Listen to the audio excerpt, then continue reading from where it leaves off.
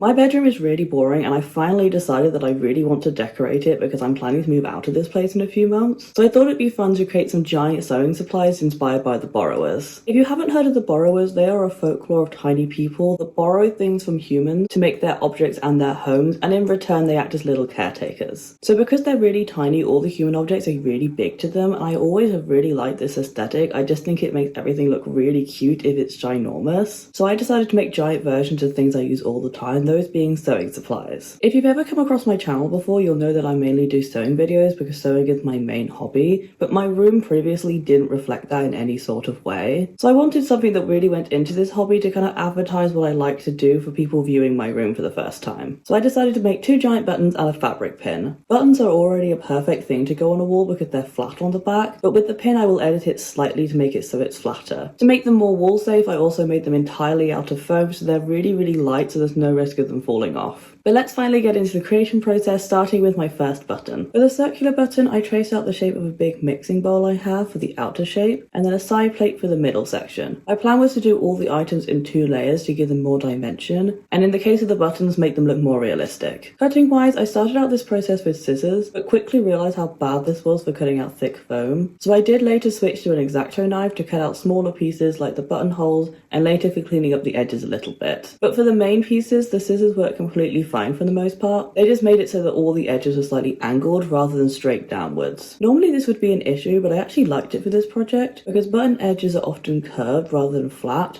so the angle they created kind of mimicked this sort of edging and made it easier to shape the button later on. The main issue with cutting these pieces with scissors was that it made everything really difficult to keep into frame, which I really do apologise for. I am somehow still learning how to properly film my sewing and crafting videos in a way where both I and the camera can actually see what I'm doing at the same time. I think I'm going to try out some higher angles for my handcrafts and lower angles for my sewing machine sections to see if I can get a clearer view. But if you do have any advice on how to capture my footage, please leave it down below in the comments. I will be really grateful for it. With my 2 pieces of the button cut out, I then glued them together with PVA glue. I find that PVA glue is a really good glue to use on foam because it doesn't heat up when it dries. It's the right consistency where it's thin enough to be slightly absorbed, giving it a stronger hold, but it's not so thick that you can't apply it in an even coat. And it also has a really slow drying time, which was great for this project because it forced me to put them aside for a really long period of time under some heavy books, which got rid of the curve that was caused by the foam being rolled up before. The only downside to PVA glue is that it's very obvious when it dries, so it can't be used on pieces that you're not planning to paint. Obviously for this project that was completely fine as I was going to paint over the entire thing, but it definitely wouldn't work for all projects, say if you wanted to use a see-through element. Once the glue was dry, I left it for 24 hours to completely set. I moved on to shaping the button ever so slightly. I've never actually used an X-Acto knife before this project, so I was definitely using it wrong for a lot of it. I was originally using a sawing motion with the knife and it has left jagged edges all over this project. How you actually use these knives is you put the blade through what you're cutting at an angle that you want it to be sliced at and then cut through the piece in one fluid motion. Luckily for me, my sibling who actually owns this X-Acto knife has a really good trick for smoothing everything out slightly, which is using a heat gun. Foam softens under heat, which allows you to smooth it out ever so slightly,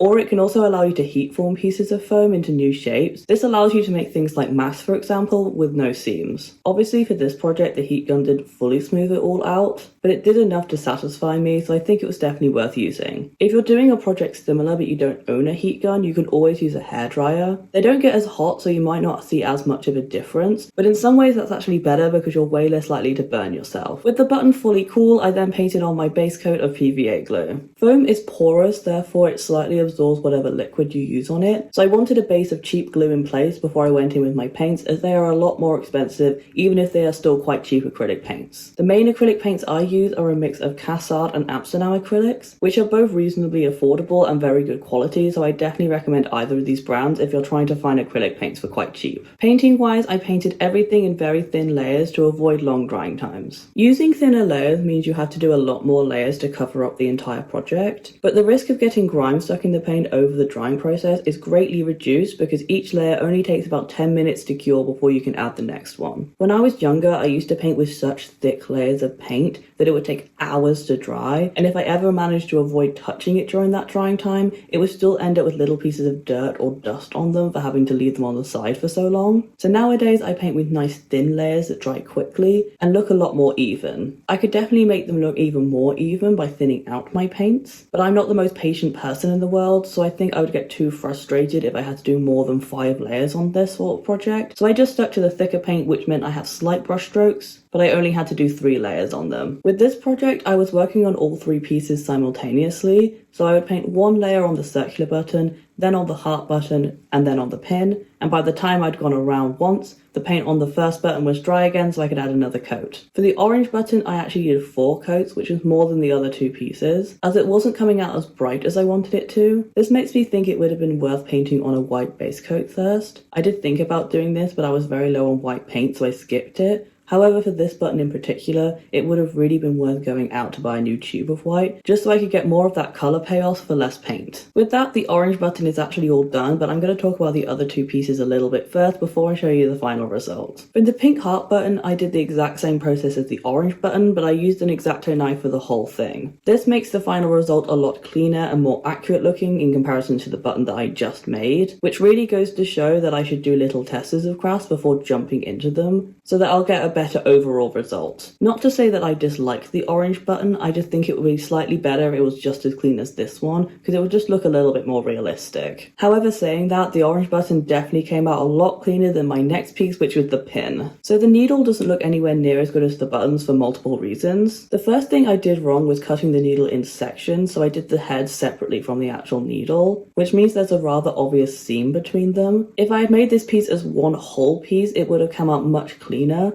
However, I do believe this could have been remedied by the use of foam clay. I could have squished the foam clay down into this seam and smoothed it out over the top, waited for it to dry, and then sanded it down to the same level as the foam sheets underneath to get a nice, clean, seamless result. The only reason I didn't do this is because I don't have a good internal environment for sanding, so I'd have to do it outside, and it is far too cold outside to doing anything out there. The second thing that went wrong was the shaping. As I said before, I didn't know how to use the blade at the start of this project, which resulted in very bumpy sections, pretty much all the way down the sides of the needle. If this piece was for a cosplay, I would have remade it, but because it's a wall decoration, a category of crafts I personally hold lower standards to, I was okay with it looking a little bit more jagged than I would have liked. I also didn't have a lot of foam left, and one of the reasons I got excited about this project was because it only used materials that I already owned, so buying more materials kind of felt like it went against that aspect of this project, and it would have also felt like a big expense for me because I don't have any other plans for foam projects, so it would have just gone back in the cupboard and would have been another wasted material that I can never get rid of. All that to say that I'm completely fine with how it turned out, and I don't think it looks bad, I just wish it had been a lot cleaner. Painting wise for this piece, I did the head of the needle with a nice bright red to match the other 2 pieces. I personally really like the look of orange, red and pink together. I know some people don't like red and pink together because they somewhat clash, but I think they look amazing together and I use it as a very common colour combination. Then for the needle itself, I used an iridescent silver paint. I've had this paint for years because I used to paint a lot of mini swords so I would make out of cardboard. I don't know if I could actually find a photo of one of them, but as a teenager I made so many tiny little swords from different video games that I liked. So I had the Master Sword from Legend of Zelda, Cloud Sword from Final Fantasy, and a few different Keyblades from Kingdom Hearts, and they look so much more metallic and shiny with this exact paint on them, so I knew it would be the perfect choice for this project. Unlike the other paints I used for this project, this one is a lot thicker and more opaque, so I only had to do 2 slightly thicker layers of paint to get that nice result that I wanted. I was also a lot more careful with the direction that I was painting it in. I wanted it all go in one direction because needles would look weird with lines across them, whereas I don't think buttons really matter all that much for that. This is again another reason why I should thin out my paints. With this paint in particular, I have tried to thin it down before and it kind of lost its iridescence to it, but it does make it a lot smoother, so maybe it would have been the better option. With all that said, I can finally show you the final result.